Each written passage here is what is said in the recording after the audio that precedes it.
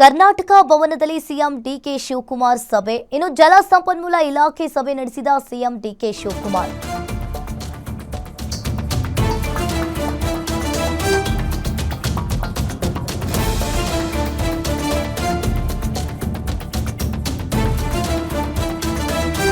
ಕರ್ನಾಟಕ ಭವನದಲ್ಲಿ CM DK Shivakumar ಅವರು ಸಭೆ ಮಾಡಿದ್ದಾರೆ. ಜಲಸಂಪನ್ಮೂಲ ಇಲಾಖೆ ಸಭೆ ನಡೆಸಿದ ಸಿಎಂ ಡಿಕೆ ಶಿವಕುಮಾರ್. ಇನ್ನು ಸಚಿವ ರಾಮಲಿಂಗಾರೆಡ್ಡಿ ಹಾಗೂ ಅಧಿಕಾರಿಗಳೊಂದಿಗೆ ಮೀಟಿಂಗ್ ಅನ್ನ ಮಾಡಿದ್ದಾರೆ ಸಿಎಂ ಡಿಕೆ ಶಿವಕುಮಾರ್ ಅವರು. ಇನ್ನು ಸಂಸದರ ಸಭೆಗೂ ಮುನ್ನ ಇಲಾಖೆ ಸಭೆ ನಡೆಸಿ ಅಂತ ಹೇಳಿ ಮಾಹಿತಿಯನ್ನ ಪಡ್ಕೊಂಡಿದ್ದಾರೆ ಸಿಎಂ.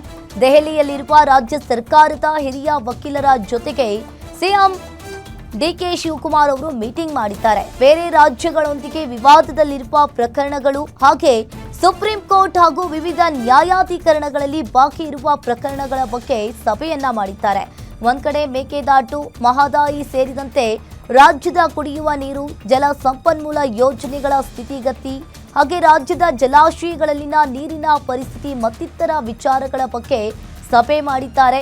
ಇನ್ನು ಈ ಸಭೆಯಲ್ಲಿ ದೆಹಲಿಯಲ್ಲಿ ಕರ್ನಾಟಕದ ವಿಶೇಷ ಪ್ರತಿನಿಧಿ ಟಿ.ಬಿ. ಜಯಚಂದ್ರ ಅವರು ಕೂಡ ಭಾಗಿಯಾಗಿದ್ದರು.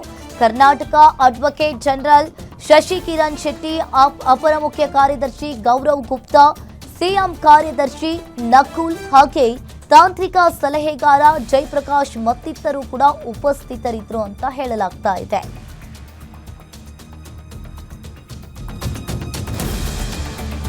ಇನ್ನು ಒಂದ್ ಕಡೆ ಈಗಾಗಲೇ ತಾಂತ್ರಿಕ ಸಲಹೆಗಾರ ಜಯಪ್ರಕಾಶ್ ಸೇರಿ ಹಲವರು ಕೂಡ ಉಪಸ್ಥಿತರಿದ್ದರು ಅನ್ನೋದು ಗೊತ್ತಾಗ್ತಾ ಇದೆ. ಕರ್ನಾಟಕ ಭವನದಲ್ಲಿ ಸಿಎಂ ಡಿಕೆ ಶಿವಕುಮಾರ್ ಅವರು ಸಭೆ ಮಾಡಿದ್ದಾರೆ.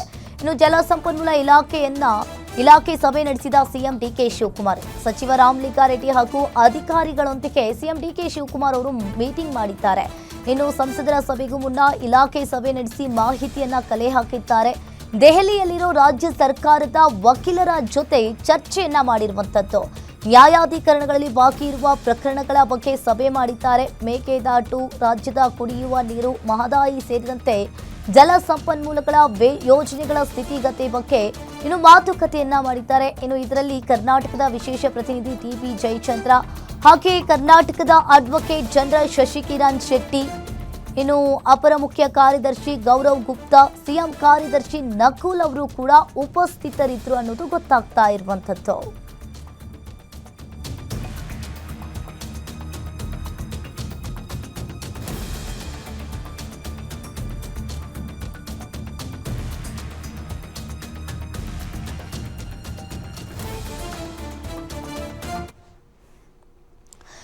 ಲೋಕಸಭೆಯಲ್ಲಿ ಪರೀಕ್ಷಾ ಅಕ್ರಮದ ಬಗ್ಗೆ ಚರ್ಚೆ ಮಾಡಲಾಗ್ತಾ ಇದೆ. इस विधेयक पर चर्चा हो सके आज सदन 5 बजे तक के लिए स्थगित किया जाता है.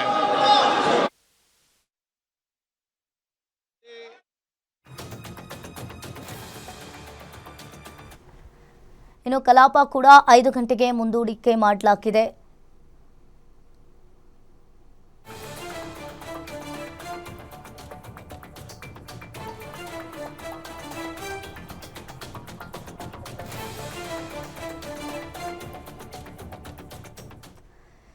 ಇನ್ನು ಒಂದ್ ಕಡೆ ಲೋಕಸಭೆ ಕಲಾಪ ಈಗಾಗಲೇ 5 ಗಂಟೆಗೆ ಮುಂದೂಡಿಕೆ ಮಾಡಲಾಗಿರುವಂತದ್ದು. ಈಗಾಗಲೇ ಕಲಾಪದಲ್ಲಿ ವಿಪಕ್ಷಗಳು ಕೂಡ ಗದ್ದಲ ಕೋಲಾಹಲವನ್ನ ಮಾಡ್ತಾ ಇದ್ದಾರೆ.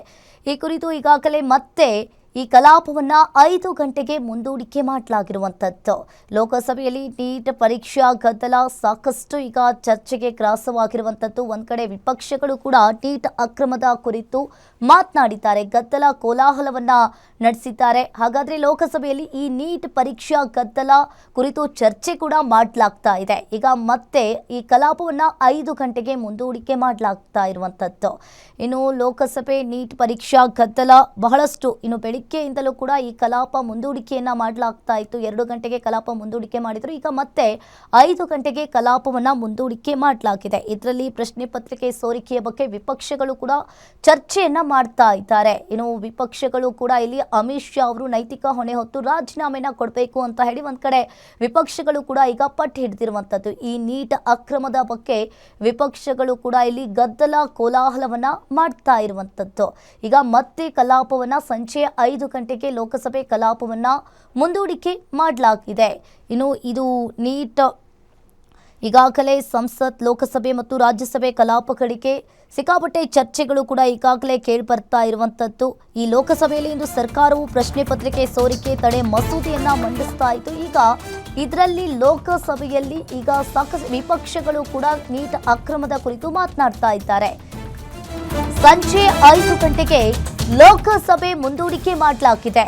ಇನ್ನು ಲೋಕಸಭೆಯಲ್ಲಿ ನೀಟ್ ಪರೀಕ್ಷಾ ಗದ್ದಲ, ಇನ್ನು ಅದರಂತೆ ಈಗಾಗಲೇ ಕಲಾಪ ಆರಂಭವಾಗ್ತಾ ಇದ್ದಂತೆ ಮತ್ತೆ ಕಲಾಪವನ್ನ ಮುಂದೂಡಿಕೆ ಮಾಡಲಾಗಿದೆ.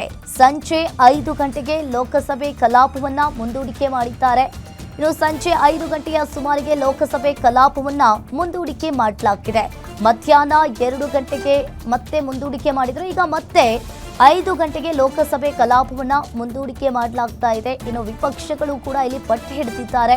ನೀಟ್ ಅಕ್ರಮದ ಕುರಿತು ಗದ್ದಲ ಕೋಲಾಹಲವನ್ನ ಮಾಡ್ತಾ ಇದ್ದಾರೆ. ಈಗ ಧರ್ಮೇಂದ್ರ ಪ್ರಧಾನ್ ಅವರು ರಾಜೀನಾಮೆಯನ್ನ ನೀಡಿದ್ರು. ಈಗ ಅಮಿತ್ ಶಾ ಅವರು ಕೂಡ ಇದ್ರ ಬಗ್ಗೆ ಮಾತನಾಡಬೇಕು, ಅಮಿತ್ ಶಾ ಅವರು ಕೂಡ ರಾಜೀನಾಮೆಯನ್ನ ನೀಡಬೇಕು ಅಂತ ಹೇಳಿ ವಿಪಕ್ಷಗಳು ಕೂಡ ಇಲ್ಲಿ ಹೇಳ್ತಾ ಇರುವಂತದ್ದು.